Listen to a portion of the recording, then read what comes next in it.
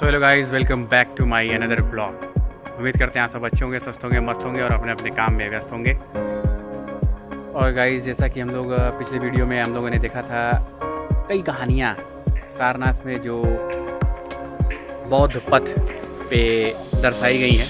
कई कहानियों को हम लोगों ने देखा है और उनमें से कौन सी बेस्ट कहानी आपको लगी कमेंट बॉक्स में ज़रूर बताइएगा। और मेरे पीछे आप जो ये मॉन्यूमेंट देख रहे हैं, ये वही महिला मुखी हाथी का जो है कि चित्रित किया गया है, इसको दर्शाया गया है।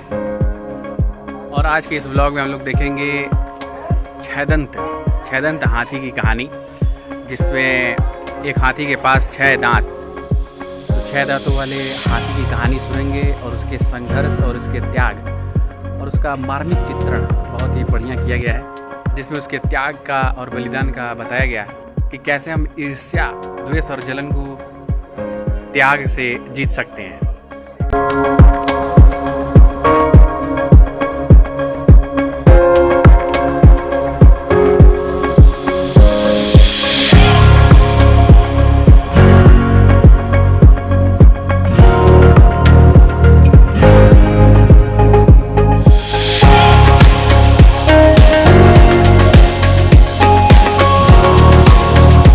सारनाथ की सड़कों पर एक और अत्यंत भावुक कर देने वाली कथा के साथ हम फिर एक बार हाजिर हैं। और आज का कथा का शीर्षक है छहदंत जातक की कथा। यह एक कहानी है एक हाथी की, 6 दांतों वाले हाथी के अद्भुत क्षमा भाव और बलिदान की कहानी है। आइए जरा इसको हम लोग देखते हैं, समझते हैं और सीखते हैं कि क्या हमें सीख मिलती है। तो छहदंत हाथी यानी कि बोधिसत्व पूर्व जन्म में एक बुद्ध जो है एक भव्य सफ़ेद हाथी के रूप में जन्मे थे, जिनके 6 दांत थे। वे हिमालय की एक सुंदर झील के पास हाथियों के राजा थे और उनकी 2 पत्नियां थीं। अब 2 पत्नियां थी तो 2 पत्नियों में स्वाभाविक सी बात है कि ईर्ष्या का जन्म होगा ही। अब एक बार छहदंत हाथी ने अनजाने में एक पेड़ को हिलाया, जिससे उसके फूल एक पत्ती पर गिरे और सूखे पत्ते व चींटियां दूसरी पत्नी पर। मतलब पेड़ को हिलाया तो जिससे उसके फूल एक पत्नी पर गिरा और दूसरे पत्नी पर पत्ता और चींटी। अब इस छोटी सी बात से दूसरी पत्नी के मन में ईर्ष्या और बदले की भावना पैदा हो गई कि मेरे ऊपर जो है कि पत्ते और चींटियां गिरी और उसके ऊपर जो है कि फूल। अब अगले जन्म का बदला था, वह पत्नी मरकर वाराणसी की रानी बनी।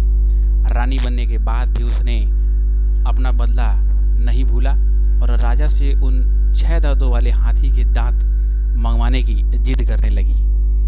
मतलब उसने राजा से बोला कि उस हाथी के 6 दांत मुझे चाहिए। अब शिकारी का हमला, यानी कि शिकारी गया, राजा के कहने पर शिकारी उस हाथी का दांत लेने पहुंचा। रानी ने एक शिकारी को भेजा। शिकारी ने धोखे से गड्ढा खोदकर छहदंत को जहर बुझे तीर से घायल किया।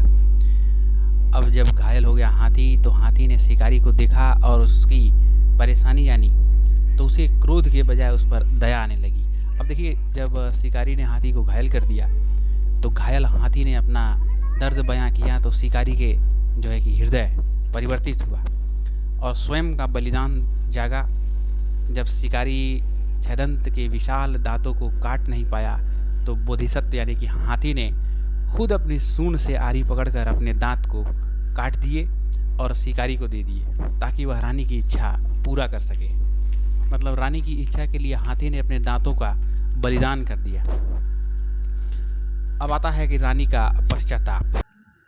अब देखिए, जब शिकारी के वे दांत जो है कि लेकर, शिकारी हाथी का दांत जब लेकर वाराणसी पहुंचा और रानी को पूरी कहानी सुनाई, तो रानी अपने किए पर इतना गहरा दुख और पछतावा हुआ कि वह सदमे से उसकी मृत्यु हो गई।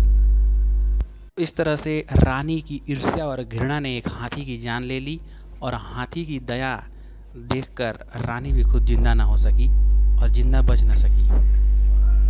तो इस तरह से हम देखते हैं कि इस कहानी में घृणा को घृणा से नहीं बल्कि क्षमा और प्रेम से जीता जा सकता है।